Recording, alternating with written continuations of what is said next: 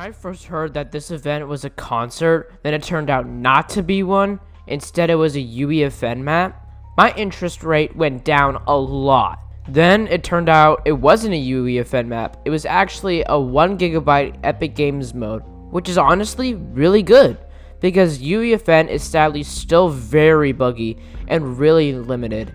Take the Metallica concert for example. One of the songs was being played for a whole minute. Also, remember when BR was supposed to be made in UEFN in 2025? It's almost 2026 now, and that still hasn't happened. Overall, finding out that the Daft Punk event was actually not UEFN made me super interested again, and honestly, the event was worth it. Sorta.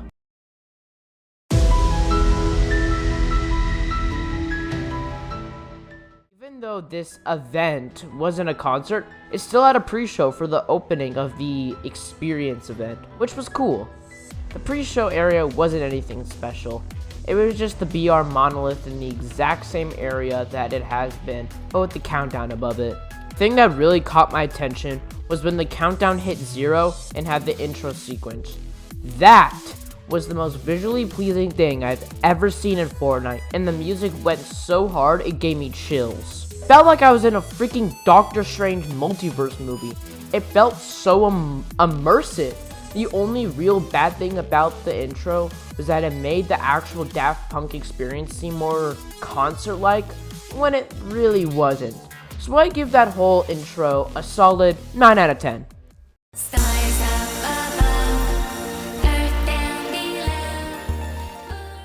This room is really fun to be in. It was supposed to recreate the 2000 concert Alive experience in Fortnite, and honestly, it was really the best Epic could have done in that area. All it really was just a more advanced version of the Marshmallow concert with a lot more visual effects. The whole room was a concert, but one that just had 9 songs that would play on repeat, and the only thing that did capture my attention was the visual effects in some songs.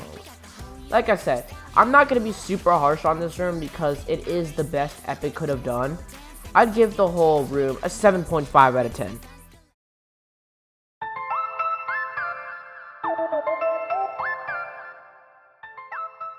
This was the most boring room in the entire mode. It was literally just a concert room, but with no visual effects and not a big stage. I do understand that it was more for people who just want to chill to some calm Daft Punk music, but that's really the whole point of that room, and it just feels like a wasted slot of a room that could have been something so much different and better. 3 out of 10.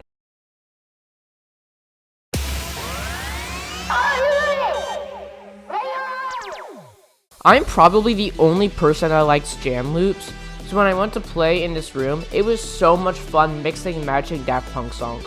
It honestly felt like I was creating my own Daft Punk songs, and I thought that was really cool.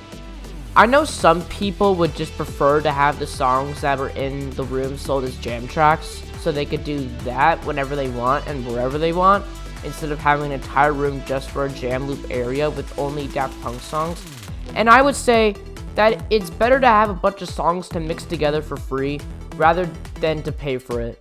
Plus, when you started to mix the songs, there were some really cool visual effects. I'm a sucker for music, so I give this room a good 7 out of 10. Someone who plays Blitz way too much. I loved this mode. It felt like a relaxing shooter game where you don't get absolutely dogged on by some 8-year-old. Instead, you shoot these killer robots with people and have multiple waves until you complete the minigame. The visuals once again were great, but the weapons playing different factors of the song that plays in the background of the shooter game when you shot them was so cool. Plus it synced to the song that was playing in the background, which was honestly sick. 8 out of 10. When I first heard leaks about this room being able to recreate a music video in LEGO had me so excited, only to see a very simple and boring recreation. To even get the music video started, you had to go and find the dancers around the spaceship. Once you have all of them, the music video starts, and it just has Daft Punk singing around the world for 8 minutes, and that's it. I feel like this is mostly for actual Daft Punk fans, and that's probably why I didn't care for this room as much, but the visuals were still good. 5 out of 10.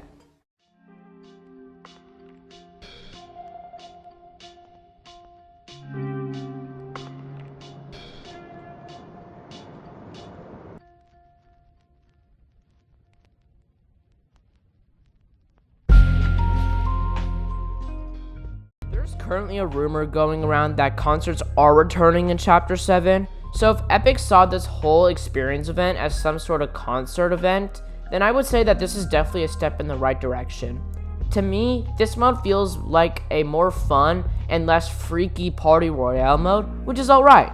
I think the mode would have been better if I was a Daft Punk fan before they even disbanded, but I wasn't, and I still had a good time in this mode. After all the rooms I have played, I give the mode a good 7 out of 10. It's definitely a step in the right direction. I really do hope Epic sees this mode as a success, because it really isn't that bad. I also think that if this whole event was an actual live event and all the room stuff was the after party, I would have probably given it a higher score. What is crazy though was earlier today I saw someone glazing Fracture because of how bad this event was to them.